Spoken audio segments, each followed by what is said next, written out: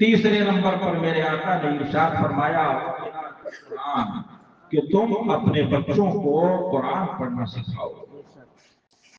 ये तीसरे नंबर पर इरशाद हुआ कि तुम अपने बच्चों को कुरान पढ़ना सिखाओ।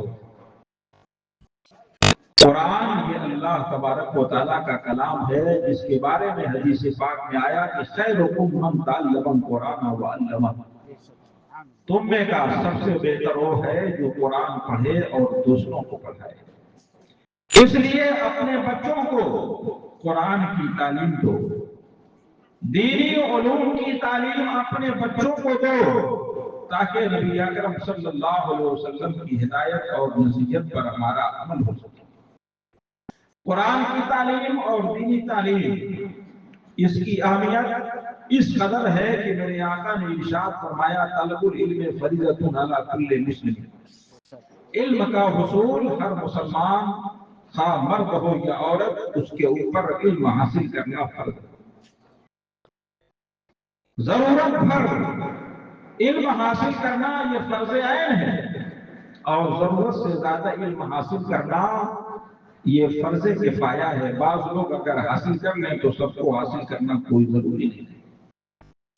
अगर आपका बच्चा तने तनहा पूरे खानदान में इल्म और तालीम कुरान की दौलत से मालामाल हो जाता है, तो यही एक बच्चा पूरे घर, पूरे खानदान, बल्कि पूरे समाज और मुआशरे की इस्लाह के लिए भी काफी हो सकता है। तारीख के और आप इस बात की शहादत देते हैं, एक बच्चा इल्म दीन से आरास्ता हुआ, मगर उसी एक बच्चे की वजह से पूरा माहौल इस्लाह पजीर हो गया, पूरा समाज और पूरे मुआशरे में इनकलाब पैदा हो गया। इसलिए आप अपने बच्चों के लिए कुरान और दीनी तालीम का इंतजाम जरूर करें। एक तो ये कि ये फरीजा है जो अल्लाह और रसूल की जानिब से आपके ऊपर लाजिम किया गया है, और दूसरी बात यह कि जब आपका बच्चा इल्म दीन हासिल करेगा तो आपकी शरीयत के मुताबिक रहनुमाई करेगा, उससे वो बच्चा भी कामयाबो कामरान होगा, और उसकी हिदायत के मुताबिक जो लोग अमल करेंगे वो भी कामयाबो कामरान होंगे। ये जमाना फितरों से भरा हुआ जमाना है, हर आए दिन कोई न कोई नया फितना जन्म ले रहा है, और ईमान की हिफाजत ये बिल्कुल हाथ में अंगारों को लेने के मुतरादिफ है। इस जमाने में जिस तरह हाथ पर अंगारों को लेना इंतहाई मुश्किल है, उसी तरह ईमान की हिफाजत भी बहुत मुश्किल है। अपने बच्चों को उलूम दीनिया से आरास्ता कीजिए, ताकि आपके ईमान की भी हिफाजत हो, उनके ईमान की भी हिफाजत हो, और घर के दीगर लोगों का ईमान भी महफूज और सही व सालिम रहे। आज हमारे नौजवानों का एक बड़ा तबका, और अब छोटे छोटे बच्चे भी उसका शिकार हो रहे हैं कि मोबाइल और इंटरनेट के जरिए इधर उधर की बातों को सुनते रहते हैं। बाज नौजवान वो भी हैं जो वहाबियों, देवबंदियों, बदमज़हबों और बदअकीदों की तकरीरों को सुनते हैं। ये सोचते हैं कि चलो सुन लेने में क्या हर्ज की बात है, बाद में जो होगा हम फैसला कर लेंगे, मगर उनका ये ख्याल करना सही नहीं है। कितने नौजवान इस तरह राह रास्त से भटक गए, बदमज़हबों की तकरीरें सुनकर उनसे मुतासिर हो गए और फिर उन्हीं की बोली बोलने लगे। इसलिए हमारे उलमा ने इरशाद फरमाया कि आमतुन नास के लिए बदमज़हबों की तकरीर सुनना और उनकी किताबें पढ़ना जायज़ नहीं। अगर हम अपने उलमा के इस कौल पर अमल करें तो इंशाअल्लाह हमारा और हमारे बच्चों का दीनो ईमान महफूज रहेगा। इसलिए आप अपने बच्चों को इस बात की नसीहत कीजिए, और वक्तन फवक्तन उनके लैपटॉप और मोबाइल वगैरह को चेक भी कीजिए कि कहीं ऐसा तो नहीं है वो इंटरनेट वगैरह के जरिए उसका गलत इस्तेमाल कर रहे हैं और बदमज़हबों की तकरीरों को सुन रहे हैं। अगर हमने उस पर तवज्जो न दी तो बहुत मुमकिन है कि हमारा कोई बच्चा उनकी तकरीर से मुतासिर होकर खुद भी दीनो ईमान से हाथ धो बैठे और दूसरों के लिए भी गुमराही का सबब बन जाए। इसलिए बदअकीदों और बदमज़हबों की तकरीरों को सुनने से इंतहाई परहेज करना जरूरी है। امام محمد بن سیرین رحمۃ اللہ علیہ بہت بڑے امام ہیں، تابعین ہیں۔ دو مذہب ان کے پاس آئے،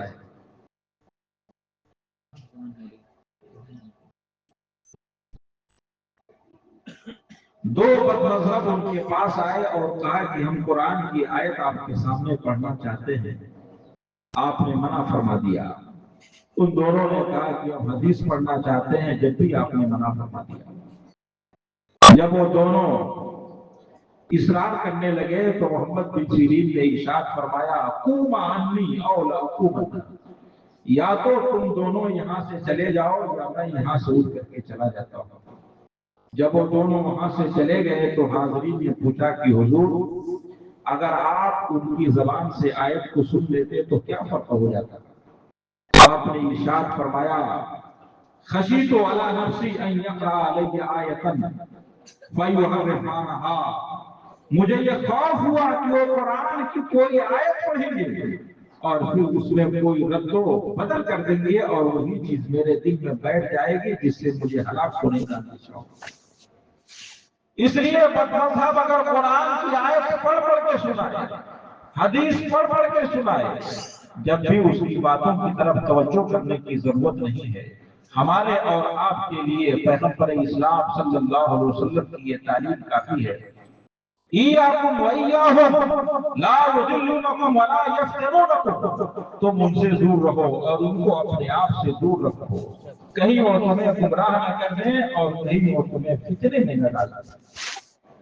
ایک بڑے مولانا ہے مولانا ہاشم رحمت اللہ علیہ، پاکستان نواب شاہی کی سرزمین سے ان کا تعلق تھا، ان کا وصال ہو چکا ہے۔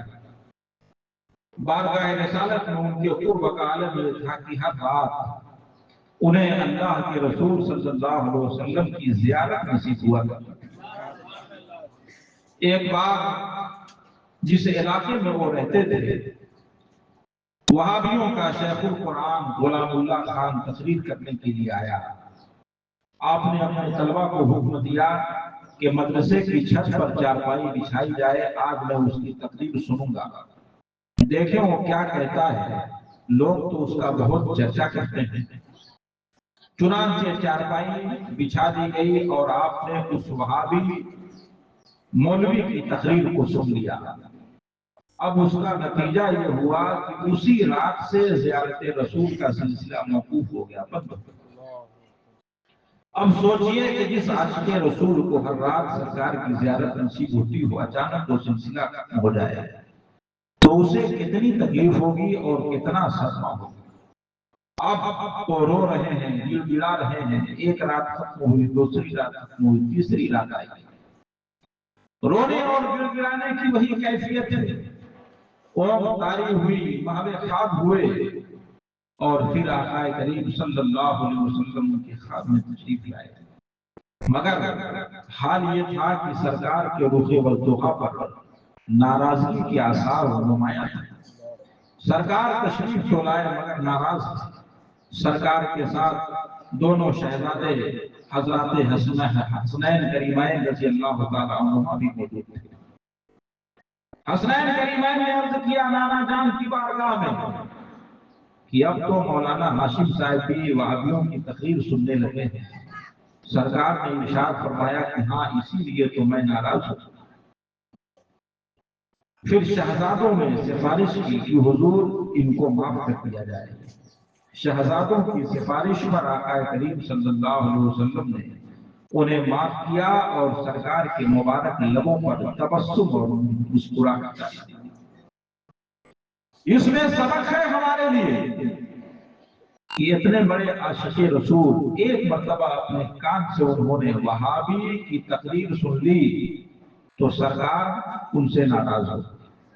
مسلمانوں، ہماری محنت و مشقت اور عبادت و ریاضت کا حاصل صرف اور صرف یہ ہے کہ نبی دو جہاں صلی اللہ علیہ وسلم ہم سے راضی ہو جائے۔ اگر وہی ہم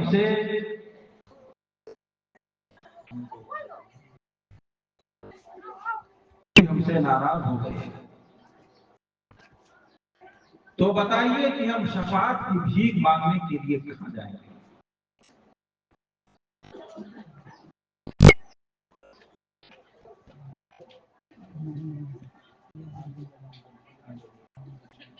अगर हुजूर ही हमसे नाराज हो गए तो बताइए महशर के दिन महशर की खौफनाकी को दूर करने के लिए कौन होगा जो अपने सर को रब्बुल आलमीन की बारगाह में रखकर हम गुनहगार उम्मतियों के लिए शफाअत की दरखास्त करेगा। अगर हुजूर ही हमसे नाराज हो गए तो बताइए वो कौन होगा जो मीज़ान अमल पर हमारी नेकियों का पल्ला भारी करने के लिए तशरीफ लाएगा। अगर हुजूर ही हमसे नाराज हो गए तो बताइए जब पुलसिरात से हमारा गुजर होगा तो किसकी जबान पर रब्बे सल्लम की सदा जारी गुजारी होगी।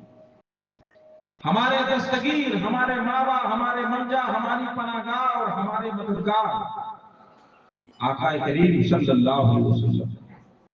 इसलिए उनकी रजामंदी और खुशनुदी हासिल करना हमारे लिए जरूरी है। अगर हुजूर राजी हो जाएंगे तो रब्बे कदीर राजी हो जाएगा और अगर हुजूर नाराज हो गए तो परवरदिगार आलम नाराज हो जाएगा। बखुदा खुदा का यही है जब नहीं और कोई मफर बकर जो वहां पे हो यही आके हो जो यहाँ नहीं हो। यही वो तालीम है जो मसलक आला हजरत हमें देता है। आला हजरत अलैहि रहमत व रिज़वान ने इरशाद फरमाया अगर तुम किसी से अदना सी तौहीद रसूल की बारगाह में पाओ तो अपने दरमियान से उसको इस तरह निकाल कर बाहर कर दो जैसे दूध से मक्खी को निकाल कर फेंक दिया जाता है। यही है मसलक आला हजरत और ये है आला हजरत की तालीम। यही वो मसलक है जो दुनिया और आखिरत में हमारे लिए निजात और कामयाबी का ज़मीन है। यही वो मसलक है जिसके जन्नती और कामयाब होने की बशारत खुद नबी अकरम सल्लल्लाहु अलैहि वसल्लम से मालूम हो चुकी है। हयात आला हज़रत मलिकुल उलमा अल्लामा ज़फ़रुद्दीन रहमतुल्लाह अलैहि ने इस वाक़े को लिखा है कि एक सुन्नी थे मुंशी लताफ़त हुसैन, उनकी बहस हो गई एक गैर मुक़ल्लिद मौलवी से। तो उस गैर मुक़ल्लिद ने आला हज़रत अलैहि रहमत की शान में नाज़िबा कलिमात इस्तेमाल किए। बात आई गई खत्म हो गई। जब वो गैर मुक़ल्लिद सोया है तो ख्वाब में देखता है कि उसे कहीं जाना है मगर बीच में एक दरिया है, पार करने के लिए कोई कश्ती मौजूद नहीं है। उसने देखा कि दो आदमी दरिया को पार कर रहे हैं। उसने आवाज दी कि मुझे भी साथ ले, मगर दोनों में से एक ने दूसरे से कहा कि उसे छोड़ दो इसलिए ये नापाक और नजीस आदमी है। गैर मुक़ल्लिद बेदार हुआ, सोचने लगा कि आखिर मुझे नापाक और नजिस क्यों कहा जा रहा है। मैं तो पक्का मुवहिद और तौहीद परस्त हूं। किसी शशोपंज में था, हैरत में था कि फिर उसने एक दूसरा ख्वाब देखा। एक बहुत बड़ा शहर है और उसी एतबार से उसका बड़ा सा फाटक बना हुआ है। उस फाटक और गेट के पास दो दरबान मौजूद हैं।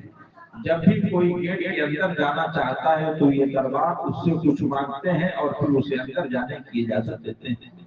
वो गैर मुक़ल्लिद मौलवी ख्वाब ही में दरबार के पास पहुंचा, पूछा कि अंदर किसका दरबार लगा हुआ है।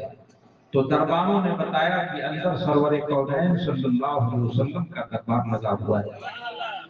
गैर मुक़ल्लिद ने कहा कि तुम मुझे भी जाने दीजिए।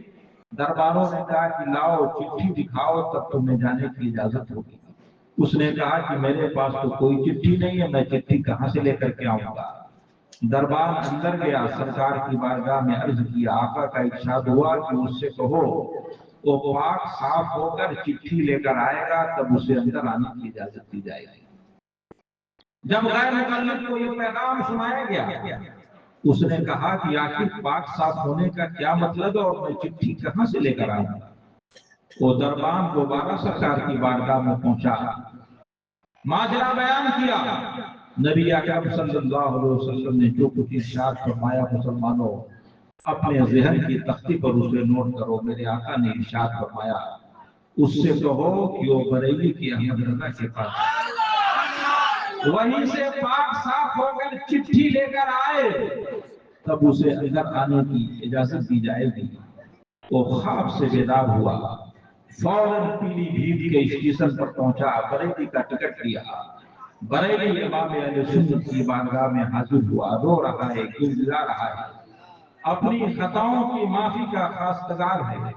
आला हजरत अलैहि रहमत और रिजवान ने उसकी गलती को माफ किया, उसे तौबा कराई और सुन्नी सैयद अकीदा मुसलमान बनाया। फिर सिलसिला आलिया कादरिया में उसे दाखिल फरमाया। दाखिल फरमाने के बाद जब शजरा उसे अता फरमाया तो इरशाद फरमाया, लो ये है तुम्हारी वो चिट्ठी जिसका तुमसे मुतालबा किया जा रहा था, और जिस कश्ती की तुम्हें तलाश थी वो कश्ती तुम्हारा तीर है। पता क्या चला? मसलक आला हजरत तो मसलक है जिसके जन्नती होने की जमानत आका करीम सल्लल्लाहु अलैहि वसल्लम से मिल चुकी है। इसलिए तमाम तर चीजों को बालाए ताक रखते हुए, तमाम मुसीबतों को खंदे पेशानी के साथ बर्दाश्त करते हुए मसलक आला हजरत पर आखिरी सांस तक मरते दम तक कायम व दायम रहना हमारे लिए लाजिम और जरूरी है। और मसलक आला हजरत के बेबाक नकी और तर्जमान का नाम हुजूर ताजुल शरिया अली रहमतुल्लाह।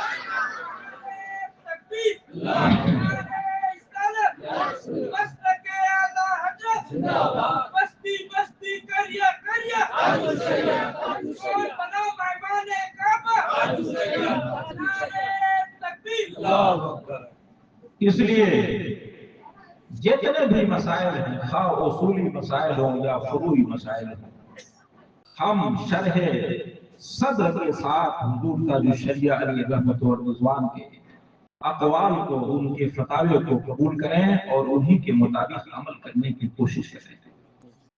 दारुल मुजाहिदीन और वहाँ के दारुल इफ्ता का यही पैगाम है कि जितने भी मसाइल हैं, खाह इत्तिकादी हो, कलामी हो या फुरूई मसाइल हो, सब में हमारा मौक़िफ़ वही होगा जो हुजूर ताजुल शरिया अली रहमतुल्लाह। इसलिए मसलक आला हज़रत पर कायम रहना और ताजुल शरिया की तहक़ीक़ात और उनके फतावा की रोशनी में चलना हमारे लिए लाज़िम और ज़रूरी है। इसी में हमारे लिए नजात और आफियत का सामान है।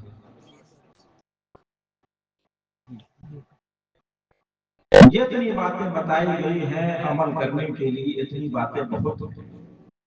अहम चीज सुनना नहीं बल्कि अमल करना है। 2-3 घंटे भी अगर आप तकरीर सुन लें मगर अमल ना हो तो उस तकरीर का क्या फायदा। इसलिए सुनने से कहीं ज्यादा अमल करना जरूरी है और जबान से कहीं ज्यादा अमली तौर पर उसे साबित करके दिखाना जरूरी है। इसलिए शरीयत का जो हुक्म और मसलक आला हजरत का जो पैगाम आप तक पहुंचाया गया, उसे अपनी जिंदगी का मशगूल ऐन बनाइए, उसे अपने लिए मशाल राह और मीनार नूर समझिए, उसे अपने लिए आइडियल और नमूना अमल बनाइए और उसी की रोशनी में जिंदगी गुजारने की कोशिश कीजिए। परवरदिगार आलम की बारगाह में दुआ है कि हमें ईमान पर कायम रखे और ईमान पर हमारा खात्मा फरमाए। आमीन व आखिर दावाना अनिल हम्दुलिल्लाहि रब्बिल आलमीन।